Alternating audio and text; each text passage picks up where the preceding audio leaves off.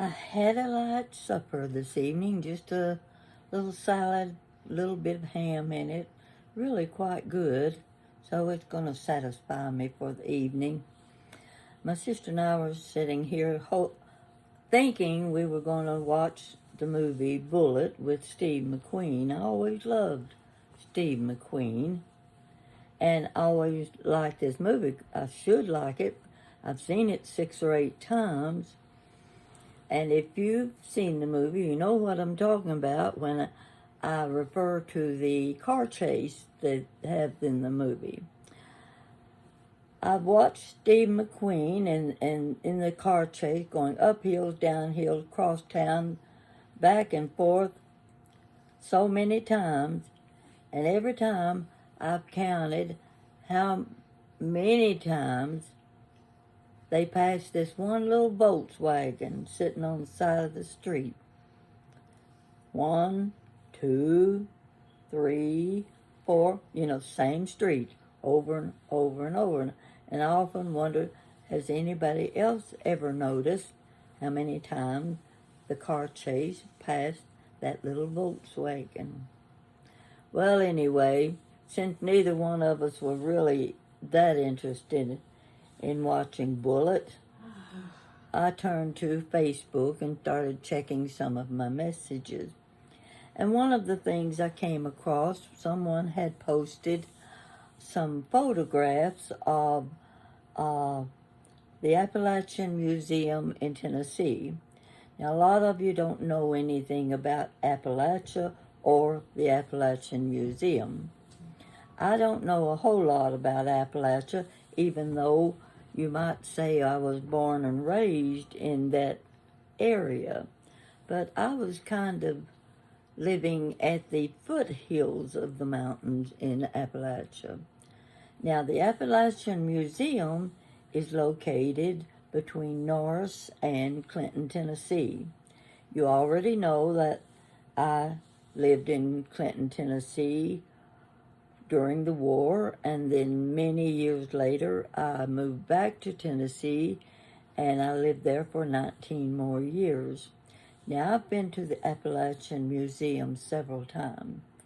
If you're on vacation, you're traveling down I-75, and you're looking for things to visit, things to see, I suggest you stop at the Appalachian Museum. You can find some interesting information. And I remember knowing the man who owned the entire area. His name was John Rice Irwin.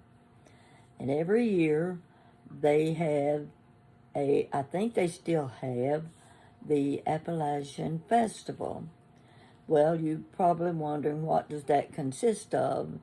Considering it is Appalachia, you're going to find a lot of musicians. You're going to find a lot of craftspeople, artists, cooks. They come with their recipes. They use a great big iron kettle over the open fires, and you can go by and you can smell the beans that are cooking.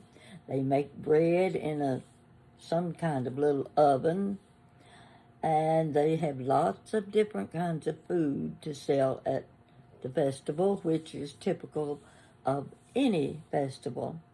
Now, the Appalachian Museum also has indoor facilities where they sell a lot of the handmade crafts.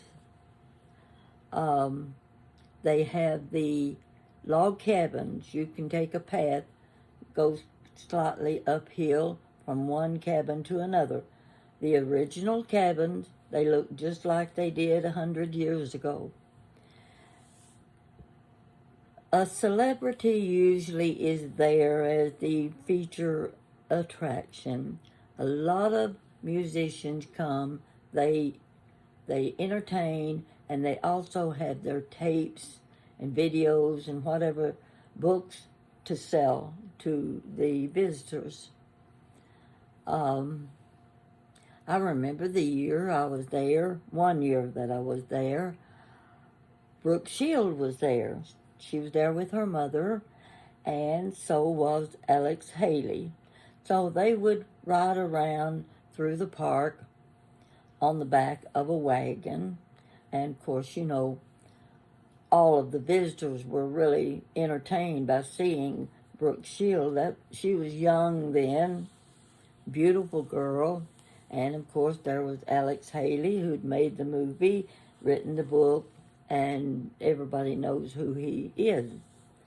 I always enjoyed going. And I would buy the popcorn and the whatever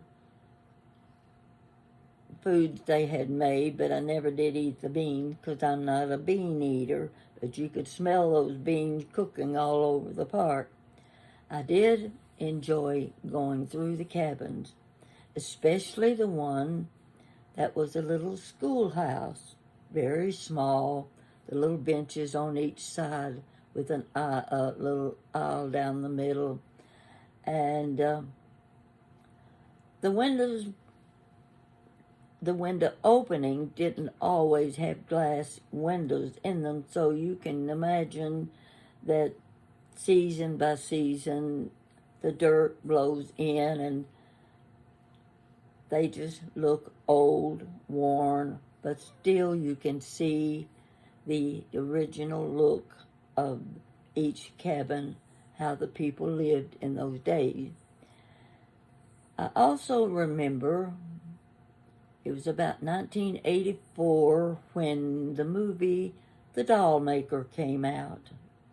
Now, The Doll Maker was not filmed at the Appalachian Museum, although I thought it was.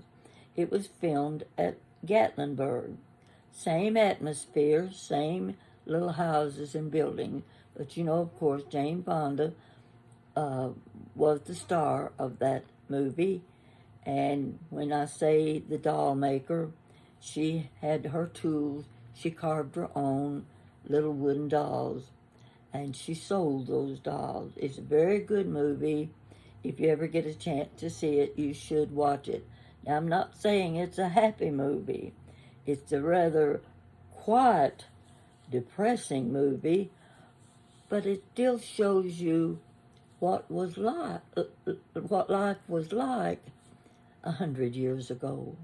It wasn't easy, and I'm sure your grandparents and great-grandparents, if they're around or were around, would be able to tell you a little bit about life during the Appalachian period. So I just wanted to tell you that I lived close to every year. I went to the festival. Every year I enjoyed the entertainers. And even today, I had forgotten about the museum until I saw the photographs on Facebook. And it took me back, oh my gosh, that would be 30 and 40 years ago that I was going through the museum. It's a fun place to be. It's an entertaining place to be, and it's full of history. If you like that kind of history, make sure you go there. And the shop they have will have books, lots of books written by people who either lived in that area or they wrote stories about the people of that area. John Rice Irwin is gone now. I don't know how long it has been, but I do remember him always being there when I attended the festival. So this is my story for today. Just to keep in touch, I don't want you to miss me.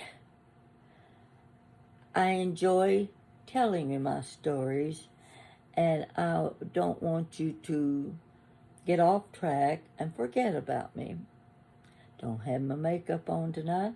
Didn't even brush my hair back. So you take me as I am. This is like I would look any day of the week. Well, almost any day of the week. But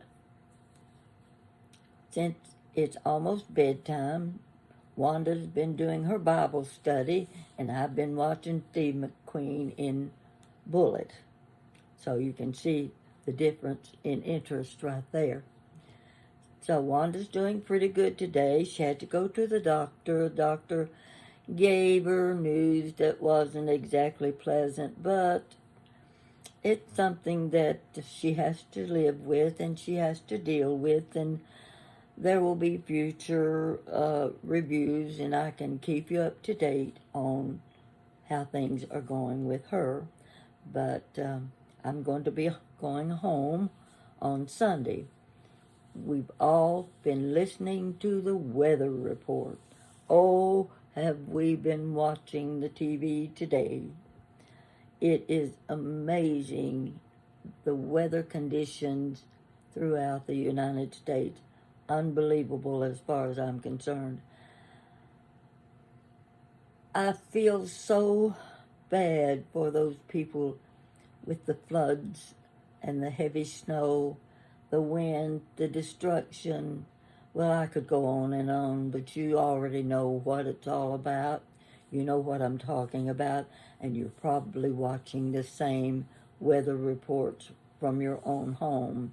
All we can do is pray and hope for the best for the families that are enduring the suffering from these weather conditions. When I get back home, I'm going to settle in. Let's hope the weather conditions improve, but I don't expect it. Maybe I can come up with some fun things to talk about. I like to talk about the fun things. If I was a good joke teller, I'd be constantly telling you a joke to make you laugh. Everybody needs to laugh. So this is all I'm going to give you. This is one of my short videos, so you won't fall asleep right in the middle of it. You can stay awake through the whole 13 minutes. Thank you for watching me, and I'll see you later.